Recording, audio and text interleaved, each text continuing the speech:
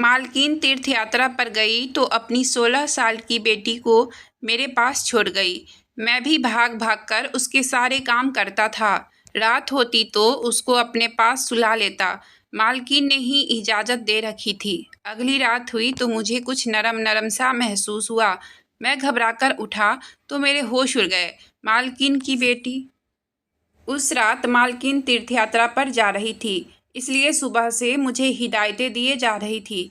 बार बार मुझसे कहती, श्यामू, मेरा पूरे घर तेरे हवाले है। जितना भरोसा मैं तुझ पर कर सकती हूँ, घर के किसी और नौकर पर मुझे नहीं है। मेरा नाम श्यामू है। मेरी उम्र 24 साल है और मैं 12 साल की उम्र से मालकिन के घर काम कर रहा था। इतने साल से मैं मालकिन के घर नौकरी पर था, इसलिए जितना भरोसा वह मुझ पर करती थी, किसी पर नहीं करती थी। इसलिए वह मुझे हर बात बता रही थी। कहने लगी, देख श्यामू, अपनी बेटी मानवी को मैं घर पर ही छोड़कर जा रही हूँ। इसका बहुत ख्याल रखना। तुम्हें पता है ना, इसे नींद में चलने की आदत है। मैं सर हिलाने लगा कि जी मालकिन, मुझे मालूम है। हालांकि मुझे क्या मालूम, वह तो अपने कमरे में ही सोती थी। उम्र में भले वह 16 साल की थी, लेकिन थी अल्हड़ किस्म की।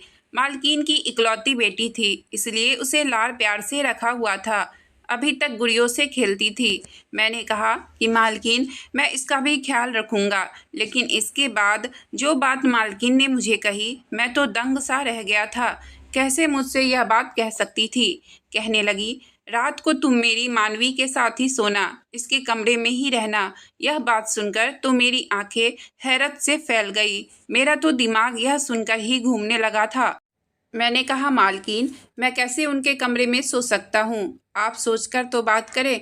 यह तो बिल्कुल एक गैर मुनासिब बात है। मगर वह कहने लगी, मुझे कुछ नहीं सुनना है। मैंने जो कह दिया वह कह दिया। तुम उसके ही कमरे में सोओगे और वहीं रहोगे। मुझे मालकिन की यह बात किसी तौर पर सही नहीं लग रही थी, लेकिन मैं उन्हें इनकार भी तो नहीं कर सकता था। मैं दिल में पक्का इरादा कर चुका था कि मैं उसके कमरे में नहीं सोऊंगा। मेरी मालकिन एक विधवा औरत थी, लेकिन थी बहुत अमीर। मालिक की बहुत सारी जमीन थी, जहाँ से उन्हें खूब पैसा आता था। उनका घर बहुत अच्छे से चल रहा था और उनकी एक बेटी थी, जिसे उन्होंने नाजों से पाला था। जब मैं मालकिन के घर में काम करने के लिए आया था, तो उस वक्त मालिक जिंदा थे। वह मालकिन से बहुत प्यार करते थे। उन दोनों की लव मैरिज थी। दोनों ही एक साथ बहुत खुश थे। मानवी के पैदा होने से कुछ महीने पहले मालिक का कार हादसे में देहांत हो गया। मालकिन सदमे में रहने लगी थी। कभी कहती कि वह अभी आ जाएंगे, मुझे छोड़कर यूं नहीं जा सकते। मैं उस वक्त 12 साल का था, लेकिन मालकिन की हालत देखकर फूट फूट कर रोता था, क्योंकि उनका रवैया शुरू से ही मेरे साथ बहुत अच्छा था। वह मेरा बहुत ख्याल रखती थी, इसलिए मुझे उनका दुख देखा नहीं जाता था। जब मानवी पैदा हुई तो पहले तो मालकिन बहुत रोई, मालिक को याद करके। लेकिन फिर उनका दिल अपनी बेटी के साथ लग गया। मालकिन के माँ बाप ने बहुत चाहा कि वह दूसरी शादी कर ले, लेकिन उन्होंने साफ इनकार कर दिया। कहने लगी कि नहीं, मुझे अपने पति से बहुत मोहब्बत है और मैं अपनी सारी जिंदगी अपने पति के नाम पर गुजार दूंगी। मालकिन ने फिर यही किया। पूरा घर उन्होंने संभाल रखा था। इतने साल गुजारने के बाद मालकिन का सबसे ज़्यादा वफादार और भरोसा करने वाला नौकर मैं ही था। कारोबार की देखरेख भी मालकिन ने मेरे हवाले कर रखी थी, लेकिन मैं भी एक एक रुपए का हिसाब मालकिन को देता था। इस साल मालकिन के माँ बाप तीर्थ यात्रा पर जा रहे थे, इसलिए मालकिन ने कहा कि वह भी तीर्थ पर जाना चाहती हैं। यह सुनकर पहले तो मानवी ने हंगामा कर दिया था कि वह अकेले यहाँ नहीं रहेगी, लेकिन इसके फाइनल पेपर थे, इसलिए मालकिन कहने लगी कि मैं तुम्हारी पढ़ाई को खराब नहीं करना चाहती हूँ, इसलिए तुम अगली बार मेरे साथ चली जाना। बड़ी मुश्किलों से वह मानी थी, लेकिन जो कुछ मालकिन मुझसे कह रही थी, वह बात मुझे सही नहीं लग रही थी। मालकिन मुझे सब कुछ समझाकर तीर्थ यात्रा पर चली गई और उनके जाते ही मैंने सोफे पर बैठकर सुकून का लंबा गहरा सांस लिया। फिर खाना बनाने वाले को बुलाया और अपने लिए बढ़िया सी चाय बनाने को बोला। लेकिन मालकिन के होते हुए मैं कभी भी सोफे पर नहीं बैठा था। हालांकि उन्होंने मुझे कभी मना नहीं किया था, लेकिन मैं मालिक और नौकर का लिहाज हमेशा कायम रखता था। लेकिन अब सोच रहा था कि मालकिन गई है तो कुछ दिन मालिकों वाले ठाठ मैं भी करके देख लूं। मैंने सुकून से सांस लिया और अपने मजे से अपने दोनों पैर टेबल पर रख दिया, रिमोट हाथ में पकड़ा और टीवी देखने लगा। अभी मैं कुछ सोच ही रहा था कि इतने में ही कमरे का दरवाज़ा खुला और मानवी आ गई। जब उसने मेरे बैठने के तौर तरीके देखे तो कहने लगी, मैं तुम्हारी शिकायत माँ से करूँगी कि कैसे तुम टेबल पर पैर फैलाकर बैठे हो। मैंने कहा, मालकिन से मेरी शिकायत नहीं करना, और मैंने फ़ौरन टीवी बंद कर दिया। वह बहुत गुस्से में आकर सोफे पर बैठ गई और कहने लगी, माँ घर पर नहीं है तो इसका मतलब यह नहीं समझना कि तुम लोगों को मैं सर पर चढ़ाऊंगी। जब तक वह घर पर नहीं है, इस घर की मालकिन मैं हूँ, इसलिए जो मैं कहूँ तुम लोग वही करोगे। मैंने सर झुकाकर कहा कि छोटी मालकिन, जैसा आपका हुक्म। अंदर से मेरा जी तो जल के रह गया था। मेरी कभी भी मालकिन की बेटी से 1 मिनट भी नहीं बनती थी। हर वक्त वह बचकाना हरकतें करती रहती थी और मैं उसकी हरकतों से परेशान हो जाता था। मैं उसे मना भी नहीं कर सकता था क्योंकि वह मालकिन की लाडली बेटी थी। इतनी देर में नौकर चाय का कप लेकर आ गया। मुझे ऐसे खड़ा देखकर अजीब सी हंसी मुझ पर हंसा। कहने लगा, अभी तो बड़ा रौब जमा रहे थे, आ गए ना अपनी औकात में वापस। मैंने उसे घूर कर खा जाने वाली नज़रों से देखा था। उसने चाय का कप टेबल पर रखा तो मानवी ने वो चाय उठा ली जो चाय मुझे पीनी थी। वह बड़े मज़े से बैठी हुई पी रही थी। पूरा दिन इधर उधर के कामों में ही गुजर गया। जैसे ही रात हुई, मैं अपने कमरे में जाने लगा तो मानवी कहने लगी, तुम कहाँ जा रहे हो? माँ ने कहा था ना कि तुम मेरे कमरे में सोओगे। यह सुनना था कि मुझे मालकिन की बात याद आ गई। मैंने हैरानी से उसकी तरफ देखा। मैंने कहा, छोटी मालकिन, मुझे अपने रूम के अलावा कहीं भी नींद नहीं आती है। घर में और नौकरानी भी मौजूद है, आप उसे अपने पास सुला लो। कहने लगी, माँ ने कहा था कि तुम सोओगे तो मतलब तुम ही सोओगे। चलो शराफत से आ जाओ मेरे कमरे में और जाकर लेट जाओ। मैं कमरे में आ तो गया था लेकिन मुझे बेचैनी सी शुरू हो गई थी। मानवी बेड पर जाकर लेट गई। उसने लाइट ऑफ कर दी। कमरे में इस वक्त अंधेरा था। मेरा दिल जोर जोर से धड़क रहा था। भले ही वह 16 साल की थी लेकिन मैं तो 16 साल का नहीं था।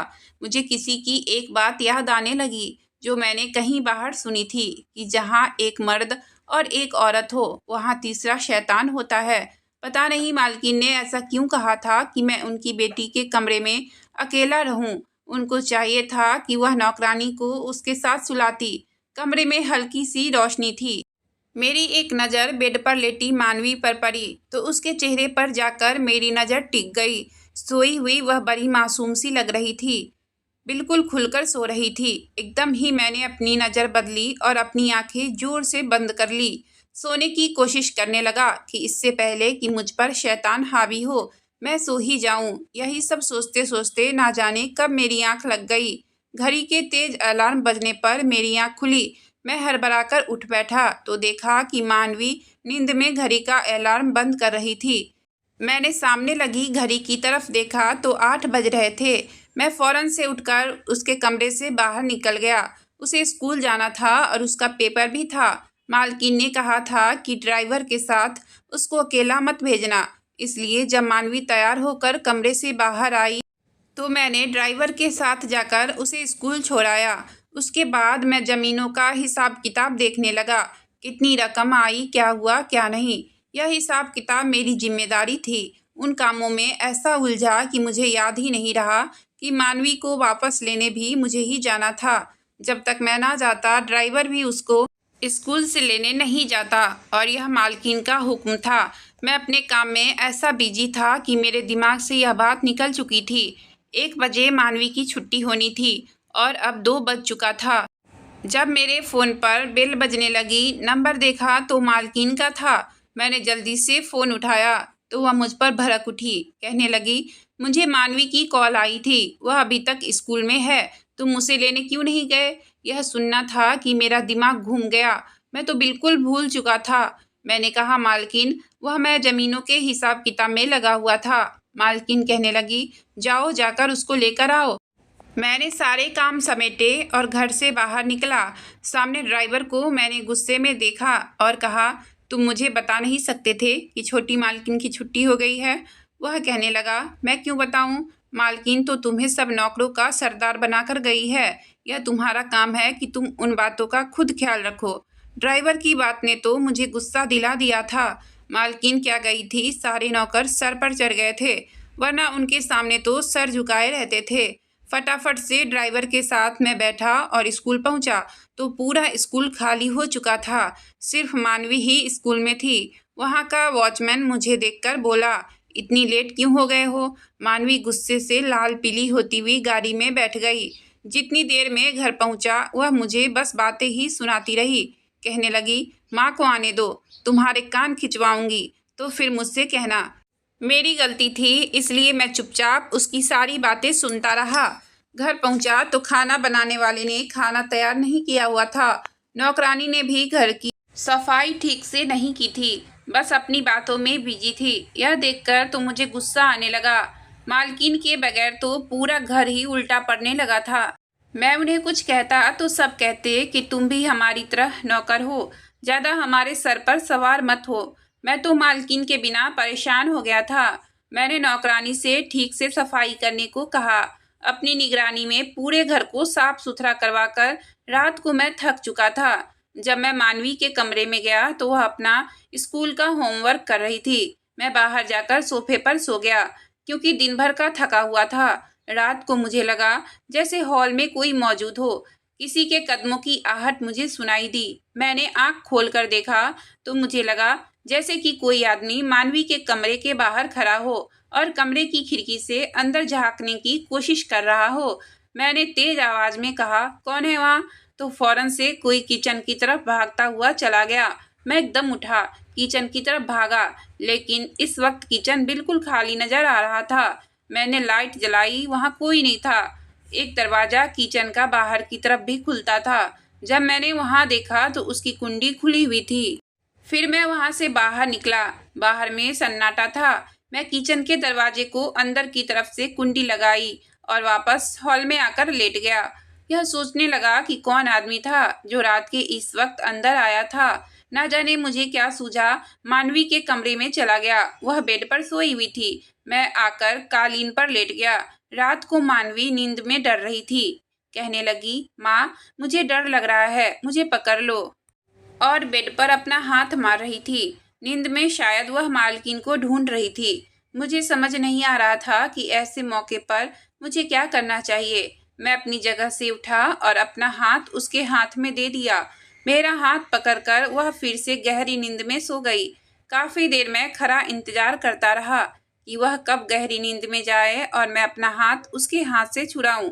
जब वह गहरी नींद में सो गई तो मैंने धीरे से अपना हाथ उसके हाथ से अलग किया और दोबारा कालीन पर जाकर लेट गया। इसके बाद मैं उसके कमरे में ही सोने लगा था। दूसरे दिन एक नौकर ने सेवई बनाई तो कहने लगा कि तुम भी खा लो, बड़ी सुकून की नींद आएगी। मैंने वह खीर खा ली और रात को मानवी के कमरे में चला गया।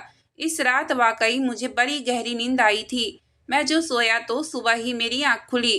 तब मैंने देखा बेड खाली था। इस वक्त सुबह के 5 बजे थे।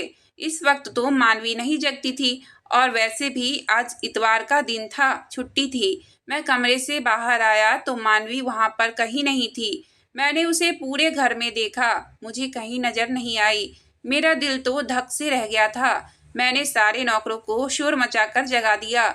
सभी उसे ढूंढने लगे, लेकिन वह पूरे घर में कहीं नहीं थी। मेरा तो यह हाल था कि काटो तो खून नहीं। मालकिन उसे मेरे भरोसे पर छोड़कर गई थी। मैं कैसे रात को गहरी नींद में सो गया था। जब मैंने सारे नौकरों से बात की तो मुझे पता चला कि खाना बनाने वाला बावर्ची भी वहां से गायब है। फिर मेरे ख्याल में आने लगा कि कुछ दिन पहले मैंने एक आदमी को मानवी के कमरे के बाहर देखा था। वह भागता हुआ किचन में गया था। शायद वह बावर्ची ही था। मैंने फौरन से मालकिन को फोन किया और सारी बात उनको बता दी। बावर्ची का पता सब जानता था। मालकिन ने कहा कि तुम बावर्ची के घर पहुंचो, उसका पीछा करो, मैं पुलिस को फोन कर देती हूँ। मैं भागकर बावर्ची के घर गया तो मालूम हुआ कि वह घर पर आया ही नहीं है। फिर मुझे मोहल्ले वालों से पता चला कि सुबह सुबह बावर्ची एक लड़की के मुंह पर हाथ रखकर उसे गाड़ी में बैठाकर कहीं ले जा रहा था। उस वक्त तक पुलिस भी हमारे बंगले पर आ पहुंची थी। सारी छानबीन के बाद बंगले के बाहर लगे कैमरे की मदद से हमें गाड़ी का नंबर मिल गया और उसमें साफ नजर आ रहा था कि बावर्ची मानवी के मुंह पर हाथ रखकर जबरदस्ती गाड़ी में बैठा रहा है। गाड़ी का नंबर ट्रेस हो चुका था। मैं भी पुलिस वालों के साथ गया। उसकी गाड़ी एक सुनसान जगह पर खड़ी थी। मुझे याद आने लगा कि एक बार बावर्ची मुझे ऐसी जगह पर लाया था जहां उसके कुछ दोस्त रहते थे। मैं भागता हुआ उसी तरफ जाने लगा जहां उसके दोस्त का घर था। पुलिस बाद में पहुंची थी, लेकिन मैं उस घर तक पहले पहुंच चुका था। मैंने दरवाजे को जोरदार धक्का दिया तो दरवाजा खुल गया। सामने बावर्ची और दो मर्द मौजूद थे। उन्होंने मानवी को रस्सी से बांधकर एक कुर्सी पर बैठा रखा था। वह बहुत रो रही थी। यह देखकर तो मेरा खून खौल उठा। मैंने उन तीनों की धुलाई शुरू कर दी। इतनी देर में पुलिस वहां पहुंच गई। उनको पकड़कर जेल में बंद कर दिया। रोते हुए मानवी मेरे गले से लग गई। वह बहुत डरी हुई थी। मैंने कहा कि तुम परेशान ना हो। जब तक मैं जिंदा हूँ तुम्हें कोई भी नुकसान नहीं पहुंचा सकता। कुछ दिनों बाद मालकिन भी वापस आ गई थी। मालकिन मानवी को गले लगाकर रोने लगी और मुझसे कहने लगी, मुझे तुम पर भरोसा था कि तुम मेरी बेटी की हिफाजत जरूर करोगे। मैंने कहा कि मैं इसे हमेशा अपनी छोटी बहन की तरह समझता हूँ और जब तक मैं जिंदा हूँ आप बेफिक्र रहें। ना तो आपकी तरफ कोई आंख उठाकर देख सकता है और ना ही मानवी की तरफ। यह सुनकर मालकिन खुश हो गई। अगर आपको कहानी अच्छी लगी हो तो प्लीज़ वीडियो को लाइक और चैनल को सब्सक्राइब करें। आपका बहुत बहुत धन्यवाद।